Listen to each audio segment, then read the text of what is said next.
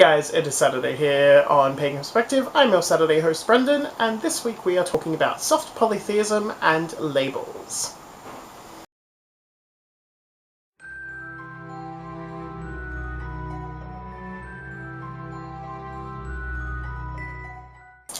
So firstly, if you haven't yet, please go watch Kara's video on Tuesday.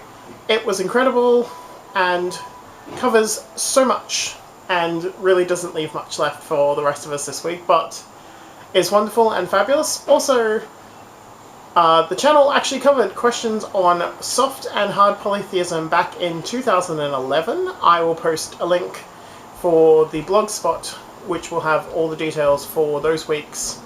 And my video there, I subbed in for Feather, and my video is The Rock and the Well, I believe it is, discussing the difference between hard and soft polytheism. So there's a bunch of videos for you to go watch. Also watch everyone's videos this week, all related to our personal experience with this. So the topic about soft polytheism and whether or not it should be called Jungian or archetypal theism instead, as opposed to soft polytheism.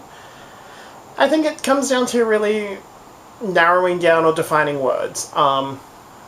The same way that you will look at pagan or witch as being an umbrella overarching word, and then breaking it down into particular paths. So whether or not you break it down to an animistic path, whether you break it down into a particular tradition, like the Wildwood that I belong to, or the reclaiming tradition, whether it is all just fancy technical terms, really. And having gone through this week and watched Kara's video, having this amazing idea to put all these stickers all over me, but have run out of time and have done that. Like Kara said, we did a ritual which was really about the labels that are attached to us and the labels that we choose to show to the world from a ritual performed at Hay House Witch Camp last year.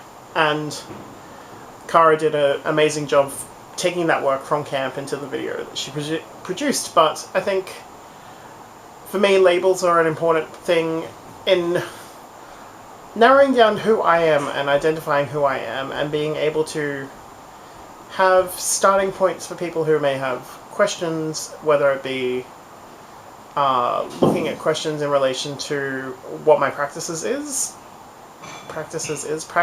are, and allowing other people to have ways to search or find information about what I practice and what I work with, which may then induce questions, may induce conversation, so it kind of leads more into exploring and opening up about all of this. There's power in words, and I like using words to describe myself. And they're not permanent things. They're very fluid. They can change and shift, and I think this is where it comes down to discussing this week's topic about soft polytheism and potential other titles. People's relationship with this can shift and change over time, and I think narrowing down to a particular title can be limiting, like Richard spoke about with labels before, that they can be quite limiting, but I also think it's being able to shift beyond that, knowing that what labels that need to be passed on, to be dropped, to be left behind, potential new labels or titles to work with. It's really exploring and looking into that, and having gone back and watched my video on hard and soft polytheism in 2011, so it'll be almost 5 years ago now. Wow, I've been with the channel for like almost 5 years. Insane.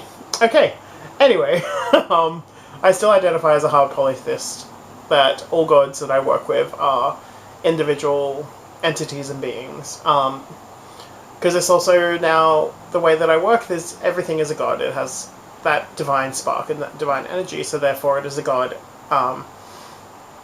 Like the plants are gods, the people are gods, the animals are gods. There's that divine spark in everything, and identifying and working with everything in that way.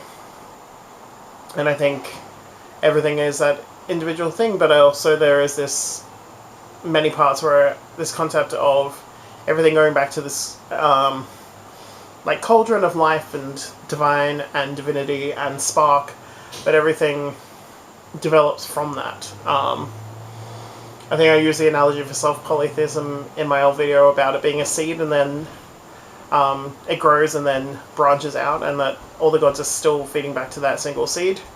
I think for me, hard polytheism is going beyond that, is where the plant then seeds a forest, and that forest is, they all link and relate back to that source, but they're now individual plants and individual trees and individual shrubs, and a greater thing that still is one thing. So it's really that kind of combination there. Really don't have much else to say for this week. I'm really excited for next week's topic. It's going to be amazing. I'm trying to see what I can do to have a standout video for next week. But yeah, I think that's it for now. I will post the links to everything for the collab videos from 2011, which looked at hard and soft polytheism. Links to my channel, which I hope to create new content for soon. And yeah, that's it. So much love and blessings, and blessed be. Mwah.